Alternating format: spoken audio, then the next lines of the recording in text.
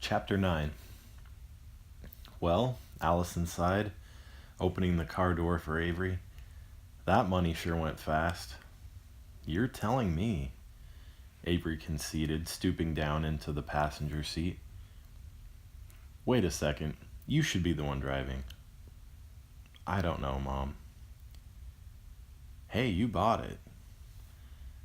I'm actually feeling pretty nauseous right now, but thanks though. No problem. Settling down into the driver's seat, Allison placed her hands on the steering wheel and inhaled. It certainly smells better than Oscar. That's for sure, Avery laughed. Those stray cats really did a number on that back seat, didn't they? Yeah, nasty. Let's not make that mistake again, shall we? If I remember correctly, it was you that left the window rolled down that night, not me.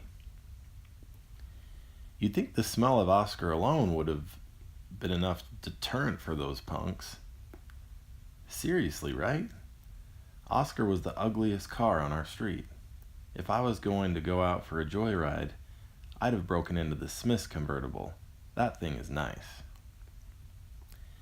If it wasn't for you, Avery, we'd really be screwed right now. It wasn't anything I did.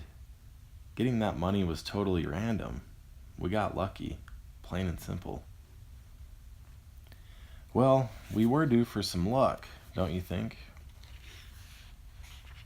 With a hand on her distended belly, Avery watched a mother and her toddler child walking down the sidewalk. Let's just hope there's more luck on the horizon. How much did that lady say she'd pay you for the other piece? Allison asked. 6,000? Yeah, 6,000. That's amazing, Avery. Do you know how long it takes me to make that much money? Probably a while. It would take me 4 months to do that. You pulled it off in 2 weeks. Like I said, Mom, it was just luck. Mr. Coon's cousin isn't going to just keep buying my sculptures. And after I graduate, I doubt I'll have access to the kiln anymore. You know what, though? Allison said. It's always been a day at a time for this family. It might as well stay that way, right? I'm sure it will. Avery took a deep breath. And not to change the subject or anything, but I could really go for some steak and pickles right about now. Allison looked at her daughter in disbelief. Steak and pickles? Pregnancy cravings, Mom, Avery said, pointing to her abdomen. I've been thinking about eating steak and pickles all morning. You have? I can literally taste them in my mouth right now. Well, we still have a little money left over, don't we? $43.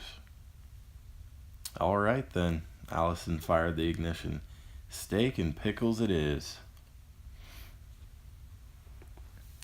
So we've got a turkey club with fries, grumbled a short male server in his mid-50s, and then the 12-ounce prime rib with sliced pickles on top, correct?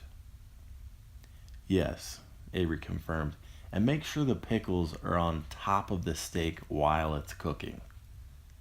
Right. The server tried not to roll his eyes as he turned. Will do.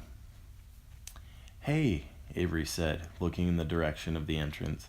I know that guy. Who, the server? Allison said. No, the guy in the wheelchair that just came in with his dad. I'm assuming that's his dad. He's in my creative writing class. His dad sure is handsome. Mom, what? I don't usually hear you make comments like that. Well, he is. I'm just making an observation. I think his name is Eric. The dad? Allison asked. No, Mom, the son. I'm pretty sure Eric was born blind. That's unfortunate. Look at that. I think they're going to end up sitting right next to us. I'm going to say hi to them. please do. He's probably married, Mom. He might not be.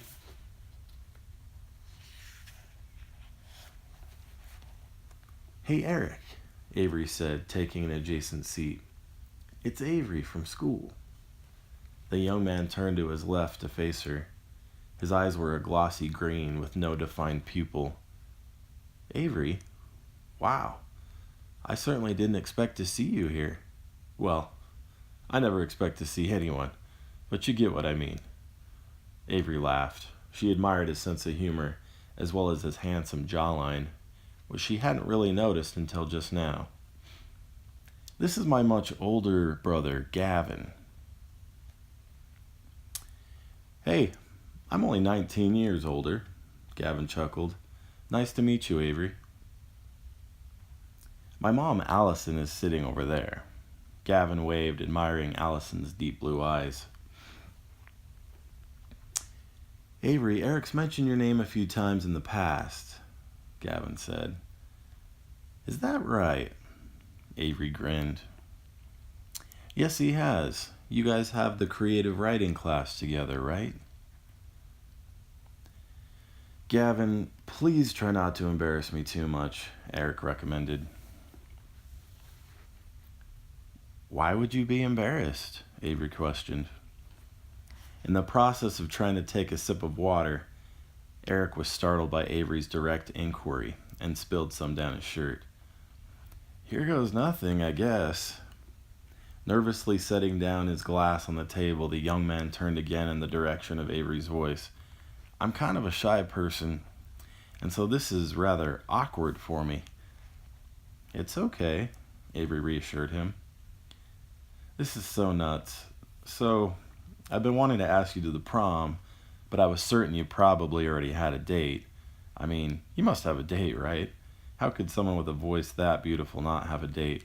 I don't even know why I'm telling you this, because even if, for some odd reason, you didn't have a date, you'd most likely be busy with something else, and that's okay. I would totally understand, and it wouldn't hurt my feelings if... Eric? Avery stopped him, placing her hand on his shoulder. I would absolutely love to go to the prom with you. And I totally get that. I thought you probably already had plans, so that's totally... Eric, stop talking, Gavin laughed. What? Eric blushed. Weren't you listening to her? Of course I was. She said she'd love to go with you. She did? You did? Yes, Eric, Avery giggled. I'd be honored to go to the prom with you. Oh, wow. This is big. This is really, really big. Sorry, I'm just a little astonished right now. So are you ready for my phone number? I've never been as ready for a phone number as I am right now. 419-322-1292. I won't forget it as long as I live, Eric said. How about you call me tonight at around 8 and we'll talk some more? Sounds fabulous.